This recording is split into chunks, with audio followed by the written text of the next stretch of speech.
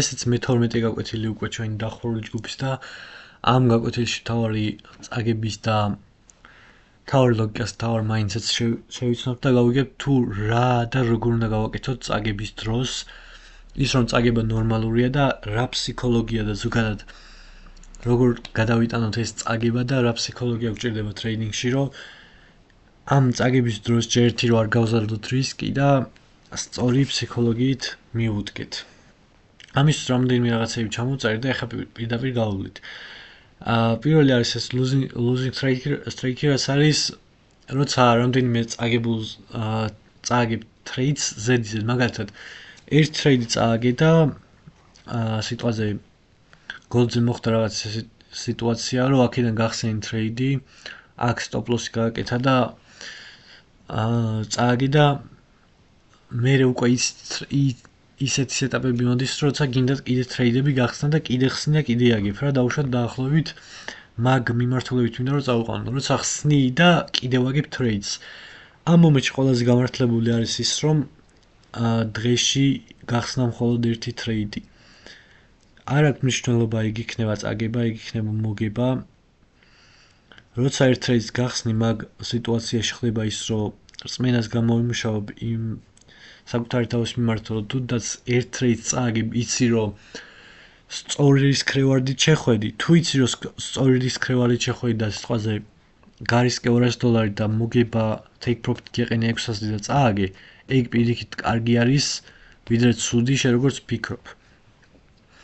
გააჩნია რომ ხელა account-ით ვაჭრობდა ყველაფერი, მაგ დეტალებს რაღაცეებს ჩატში შეგიძლია დაწერო და გავუვლით მაგ ყველაფერს, მაგრამ ამ მომენტში ყველაზე ლოგიკური არის ის, რომ ჯერ ერთი ყოველდღე არ იტრეიდო და მეორე ის, რომ გახსნი ტრეიდს და მე რა 100%-იანი სეტაპიც არ უნდა მოვიდეს, თუნდაც ეგ მომგებიანი იყოს, აღარ გახსნა ტრეიდი, იმიტომ რომ მან დროს როცა აგებ უკვე შენი დოფამინის ყველაფრის მოზღვავება ხდება და მე უკვე თითქმის გემბლინგს ემსგავსება ხოლმე შენი ტრეიდინგი და ვეღარც ლოგიკურად ვეღარ აწარმოებ და ამ შემთხვევაში ჩვენ გვჭირდება ლოგიკა და არა ყველაფერი მაგალითად თუნდაც წაგებულიდან მე ამოიღო, ეგრე შეიძლება კაზინოშიც გაგიმართლოს და წააგო და მე ამოიღო და მოიგო, ასე რომ ეს არ გვჭირდება ლოგიკური აზროვნებით ტრეიდების გახსნა.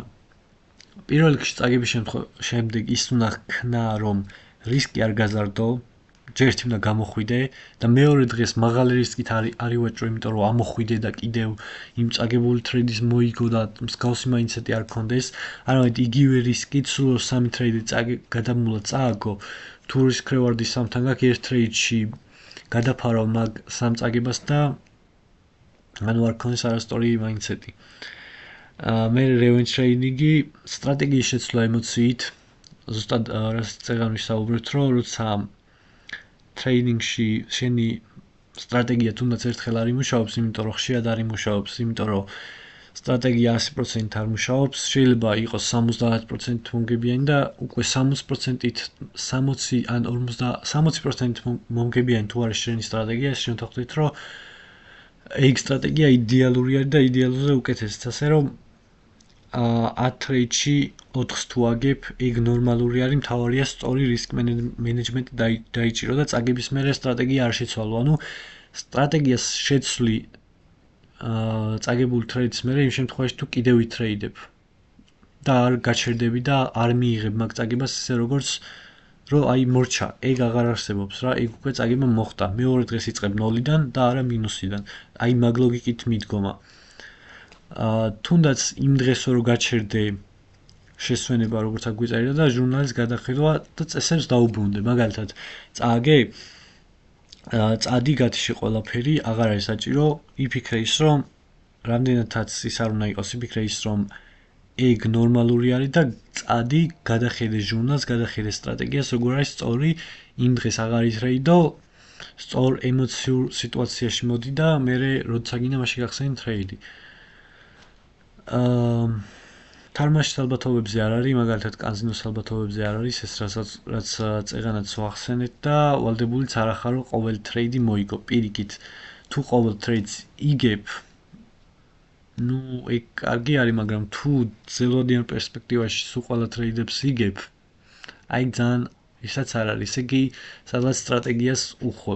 იმიტომ რომ 100%-ით ყოველთვის იშვიათად მაინც ყოველთვის იქნება წაგებები, ასე რომ ეგ უნდა შეეგო. არ ვაბობ იმას, რომ ძალით წააგო, მაგრამ ან თუ სულ მოგებები აქვს, მაგას რა ჯობია, მაგრამ სტრატეგიას თუ მიყვები, წაგებები ლოგიკური არის და აი ამის შეგუებას ხსნი.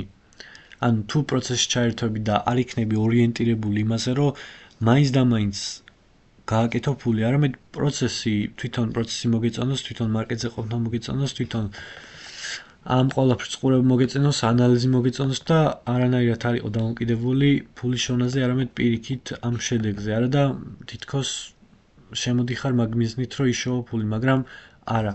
შემოდიხარ იმისთვის, რომ ეს საქმე შეიყვარო და მე ამ პროცესში ეგ ფინანსური წინსვლა უკვე თავისით მოვა. ასე რომ წაგებით არაფერი არ მთავრდება ტრეიდინგში და აი გაკვეთილის მთავარი სათქმელიც ეგ არის, რომ დისციპლინის დაკარგვით და სტრატეგიის დაკარგვით ტრეიდინგში აგებ, მაგრამ ტრეიდის წაგებას არ ნიშნავს. ნიშნავს, როცა შენ სტრატეგიას გადაუხობ და აცდები.